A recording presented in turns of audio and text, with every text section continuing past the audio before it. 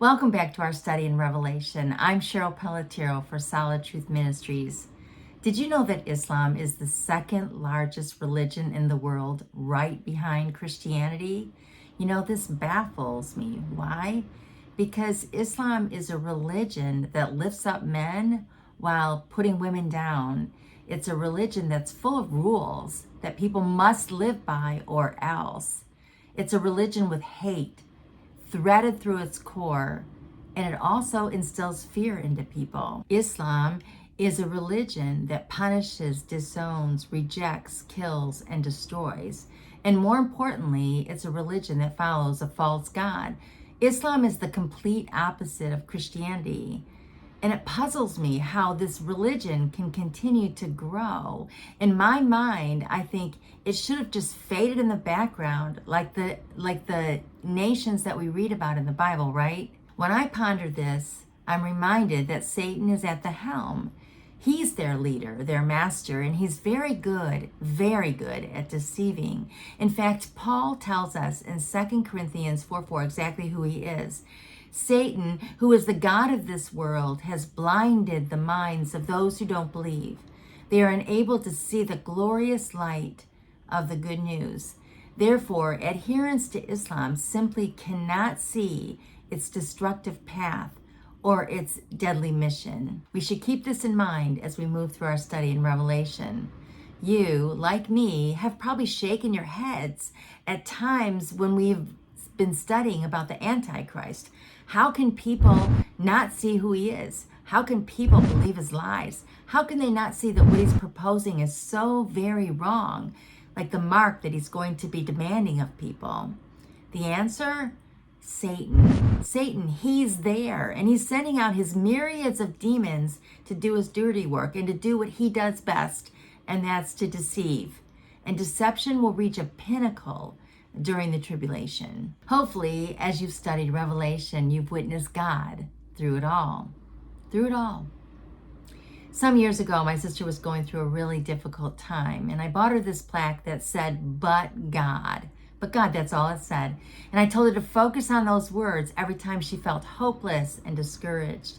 I think that it would be really good for you and I to focus on those words too, especially as we study about these dark days of Revelation when it just seems to be overwhelming. Focus on the words, but God, but God. In this video today, we're going to discuss chapters 16 through 18 with the title, Justice Will Be Served. Let's get started.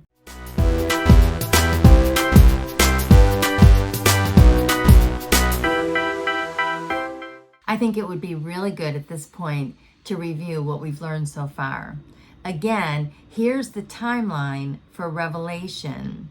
Remember that the rapture of the church is before the 7-year tribulation.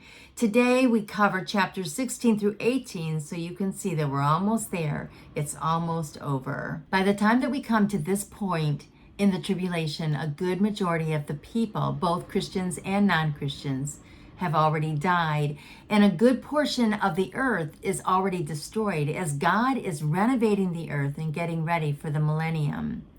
Everything is moving towards one final battle, the battle at Armageddon, which we're going to talk about today. Let's spend a couple times recapping what we've already learned. Sometime during the tribulation, Satan gets banned from heaven for good, and this fuels his anger, and he goes after Christians with a vengeance. God continues to judge the earth with 3 sets of judgments, each set with stronger intensity. During the tribulation, Satan organizes an unholy trinity, 3 evil forces that continue to cause havoc on the earth: Satan, the Antichrist, and the false prophet. God continues to share the gospel by sending out 144,000 Jewish witnesses, 2 heavenly witnesses located in Jerusalem, and angels that fly around the globe with messages. He gives ample opportunities to respond to the gospel. But in heaven, there are martyrs just waiting for God to avenge their blood, crying out.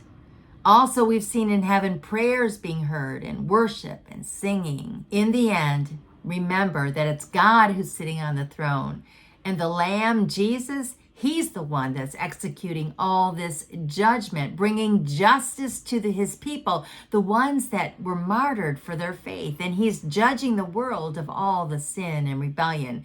Prophecy is being fulfilled. You know, I've taught Revelation 3 times, and each time I've learned new things. So let me encourage you to refresh yourself with the workbook and with Revelation long after this study is over, because we want to make sure that we're ready and that we can also help others in their desire to know Revelation as well. Revelation 15 closes with these words in verses 5 through 7. Then I looked and saw that the temple in heaven, God's tabernacle, was thrown wide open. The 7 angels who were holding the 7 plagues came out of the temple. They were clothed in spotless white linen with gold sashes across their chests. Then one of the 4 living beings handed each of the 7 angels a gold bowl filled with the wrath of God, who lives forever and ever. These are the final sets of judgments that God is going to execute on the earth, the bowl judgments. Then we come to chapter 16, verse 1. Then I heard a mighty voice from the temple say to the 7 angels, "Go your ways and pour out on the earth the 7 bowls containing God's wrath." So let's take a look at what those bowls are. When bowl 1 is poured out, malignant sores broke out on everyone who had the mark of the beast, meaning non-believers. We might say that they're very, very painful sores. When bowl 2 is poured out, everything in the sea dies. When bowl 3 is poured out, all fresh water is affected and turned to blood. As soon as this is poured out, the angel pouring it out says, "Since they shed the blood of your holy people and your prophets, you have given them blood to drink. It is their just reward." In other words, God is paying them back for shedding the blood of his people. The 4th bowl is poured out on the sun, and it scorches everyone, burning them with fire. And then we read that the people cursed God, and they did not repent or turn to God. The 5th bowl is poured out on the Antichrist and his worshipers, who are thrown into utter darkness. Again, they cursed God and did not repent or turn to God. Then we come to bowl 6 in 16:12 through 16. When this bowl is poured out, it dries up the Euphrates River. Things are being set up for this great big battle. By the drying up of the Euphrates River, God's making it easy for the nations to come, the ones that will fight against Israel, the battle at Armageddon. At the same time, the Euphrates River is dried up and the 6th bowl is poured out. We read in Revelation 16:13 through 14. And I saw 3 evil spirits that looked like frogs leap from the mouths of the dragon, the beast, and the false prophet. They are demonic spirits who work miracles and go out to all the rulers of the world to gather them for battle against the Lord on that great judgment day of God the Almighty. So in addition to God making it easy for the nations to come by drying up the Euphrates River, the unholy Trinity is also actively involved. They send out these demonic spirits into the nations to deceive them and make them believe that they need to come and fight against Israel and God. What they say to them, we don't really know, but we do know that they believe them, and then they set out for Jerusalem. This is how Psalm 2:2-3 explains it. The kings of the earth prepare for battle. The rulers plot together against the Lord and against his anointed ones. Let us break their chains, they cry, and free ourselves from slavery to God. They will gather together at the place called Armageddon, or Mount Megiddo, or today it's called the Valley of Jezreel. It's a huge plot of land where many historical battles have taken place. This is the meeting place for all of these wicked nations. And then we come to bowl 7, the final judgment. The final judgment. We read in Revelation 16:17. Then the 7th angel poured out his bowl into the air, and a mighty shout came from the throne in the temple. Most likely this was Jesus saying, "It is finished." And then there was thunder and lightning flashed and a great earthquakes and the islands disappeared and the mountains leveled and great big hailstones. As much as 75 to 100 pounds fell from the sky onto the people below. Surely no one could have survived that, right? Revelation gives us more details about this moment, this battle in chapter 19, which we're going to look at greater length next week. But Zechariah gives us a few more details, definitely worth looking at. We read in Zechariah 14, 3-4, "The Lord will go out to fight against those nations, as he has fought in times past. On that day his feet will stand on the Mount of Olives, east of Jerusalem. And the Mount of Olives will split apart, making a wide valley running from east to west. Half the mountain will move toward the north and half toward the south." And then we read in Zechariah 14:9, "And the Lord will be king over all the earth. On that day there will be one Lord. His name alone will be worshiped." Here's my vision as I ponder all that's happening on this day. This little nation of Israel has been the target of mighty nations since the beginning of time. And on this day, the threat is not stronger, has never been stronger than it is right now, as the nations are coming against Israel and they are fulfilling the promise to annihilate Israel and do away with God. And Israel is like this little country that's sitting there, defenseless, helpless, and powerless to fight against this mighty army that's coming against them. As the nations gather for battle, heaven opens up and God comes down with great power and might and destroys every ruler, every leader, every army that's coming against his precious country and his beloved people. God has fulfilled his plan to protect Israel. He is their victor. He is their advocate. He is their God. Israel is saved. Oh my goodness, what a scene. This should bring hope to our hearts, a smile to our face, and awe of our Jesus. One of the things that we learn about the tribulation is that the unholy Trinity will be very, very active. We learn in chapter 17 and 18 of this system that they're going to put in place, this elaborate religious, economic, and political system. In fact, in Revelation 17:5, it's called Babylon the Great. But it's also important to note that Revelation predicts its fall, its destruction. We learned in our lesson that the Antichrist will build a new Babylon, probably on the site of the ancient Babylon in current-day Iraq. And this place will actually be the center or the headquarters for this whole system. There's also going to be a revived Roman Empire. Both ancient Babylon and ancient Rome were stark enemies of God, known for their rebellion, their idolatry, their ruthlessness, and their persecution for God's people. Revelation 17 describes this religious system that the Antichrist and the false prophet put into place. Note, the woman that is mentioned in Revelation 17 is not Israel, but it's this religious system. Let's take a look at this a little bit deeper. We read in Revelation 17, 3-6. "So the angel took me in the spirit into the wilderness. There I saw a woman sitting on a scarlet beast that had 7 heads and 10 horns, and blasphemies against God were written all over it. The woman wore purple and scarlet clothing and beautiful jewelry made of gold and precious gems and pearls. In her hand she held a gold goblet full of obscenities and the impurities of her immorality. A mysterious name was written on her forehead: Babylon the Great, mother of all prostitutes and obscenities in the world. I could see that she was drunk with the blood of God's holy people who were witnesses for Jesus.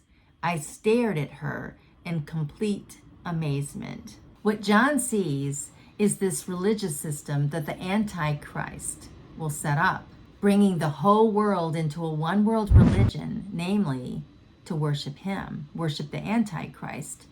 It's a wealthy system but everything is in direct opposition to God, blaspheming his holy name and killing God's people. And in chapter 18, we learn about this economic system that the Antichrist is going to put into place. People are going to get very rich from this system. We learned in our lesson that the rich will get richer and the poor will get poorer. We also learned that during the tribulation, wealth and prosperity will gain huge momentum. The Antichrist will run an elaborate economic system, offering great opportunities. People will crave luxurious lifestyles. And because of what's offered, this is why so many people will willingly get the mark of the beast. Like the Roman Empire created a false facade during the first century, the Antichrist's economic system will also promote a false facade, an illusion of peace, security, and wealth. Promises that people will fall for. It seems very strange that during the darkest time of history, when all this destruction is going on, that this new city, this revived empire, and these elaborate systems could be instituted. But Satan is very capable of carrying out all of it, and the people will buy into all of it. But here's the best part in these two disturbing chapters. We read in Revelation 18, 1-2. After all this, I saw another angel come down from heaven with great authority, and the earth grew bright with his splendor. He gave a mighty shout, Babylon is fallen, that great city is fallen. And then we read in Revelation 18:10, how terrible for you, O Babylon, you great city. In a single moment, God's judgment came on you. Other paraphrases translate this phrase, in a single moment, as 1 hour. 1 hour. It's almost like God saying, I have had enough. I'm done. It's over. And boom, just like that, destroyed all of it. When everything is destroyed, two things happen. One, the people mourn. They mourn. We read in Revelation 18:9, and the kings of the world who committed adultery with her and enjoyed her luxury will mourn for her as they see the smoke rising from her charred remains. And then again, we read in Revelation 18:16, the merchants who became wealthy by selling her things will stand at a distance, terrified by her great torment. They will weep and cry out. You know, it's amazing that the people wept when all this wealth was taken away from them, but they cursed God when they suffered because of his judgments. And the second thing that happens when Babylon falls is that heaven rejoices. Heaven rejoices. We're going to discuss more about this next week, but we read in Revelation 19:1, after this, after what? After the fall of Babylon, I heard what sounded like a vast crowd in heaven shouting, praise the Lord, salvation and glory and power belong to our God. You know, I love how heaven always seems to rejoice when God throws down his gavel and judges the earth. I think that heaven is going to be a great place of celebration. Don't you agree? These chapters 16 through 18, describe in detail the end of the tribulation, the last set of judgments, the bowl judgments, the fall of the Antichrist's elaborate systems. By this time of the tribulation, there's not many people left on this earth. Most people have died, but there are some. The Jewish people that the Lord hid, that he protected from the Antichrist during the last 3.5 years, the ones that were resourceful and able to live off the land, and the ones that somehow evaded all of the wicked authorities, and those that by God's grace were able to live through it all. There are a few more things to happen that we're going to discuss in our next lesson, things that will truly make our hearts rejoice. In his book, You Can Understand, the book of Revelation, Skip Heitzig writes, and I quote, people who live for God die wonderfully. People who live for themselves die miserably. End of quote. How true that is. So now the questions become, are you living wholeheartedly for God? Are you surrendered to his will? Are you committed to knowing him? Is your face set before him? If the answer to any of these questions is no, then right now is the time to get your heart right with him and your life in line with his word. Because Jesus is coming back, and it might be sooner than later.